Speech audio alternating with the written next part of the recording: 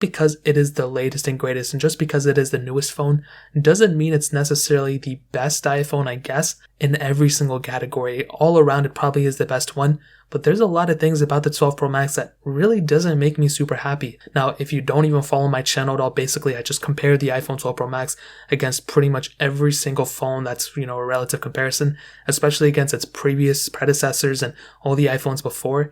And one thing that I pretty much saw was, and it'd be one thing if I just kind of looked at the specs and kind of assumed, but because I use these phones side by side and I compare them, I can tell you from firsthand, it's not really that big of a difference, especially coming from the 11 Pro Max to the 12 Pro Max. There are massive differences in the way they feel in the hand, but everything else besides that, they are almost identically the same. If you gave me an 11 Pro Max and the 12 Pro Max and the internals were exactly the same, but the bodies were, exactly the same too.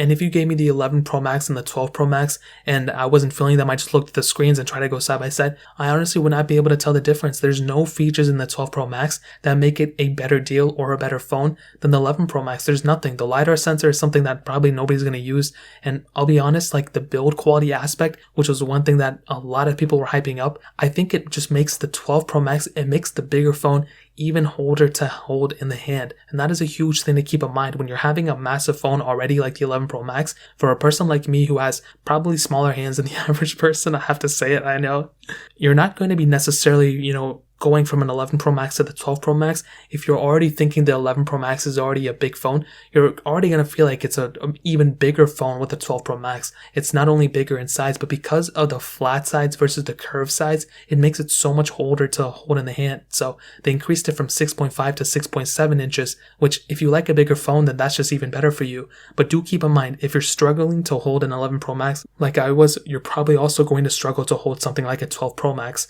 The display is beautiful. I think it looks worse though than the 11 Pro Max, which is weird because they increased the size. They're supposed to, it's a more expensive phone now, but I don't know what they were thinking. But I think the display is fine for the most part. I think it's still a great phone. They didn't put a, fingerprint sensor in the display. Still no 120 hertz, so it's pretty much the same panel as before. It's just bigger a little bit. But you also now have experienced, probably I'm sure some of you have experienced those specific issues where it comes down to the tinting of the display. Some displays have green tints, some displays have yellow tints. It's all across the board. It's very strange. I have no idea what Apple was thinking. Hopefully they fix it. But as of right now, that's kind of where we're at. And I don't know what's going to happen in the future. I don't know if this is going to necessarily be something like a, hardware defect that Apple's going to have to do a recall program on, or if it's going to be a software thing where Apple's going to go and push out a software update and go ahead and fix it there. I have no idea. I'm sure they're looking into it, and I'm sure that's why they're taking a long time with their next version of software. But as of right now, that's kind of where we're at. So there's already a bunch of hardware defects and things like that with this specific iPhone.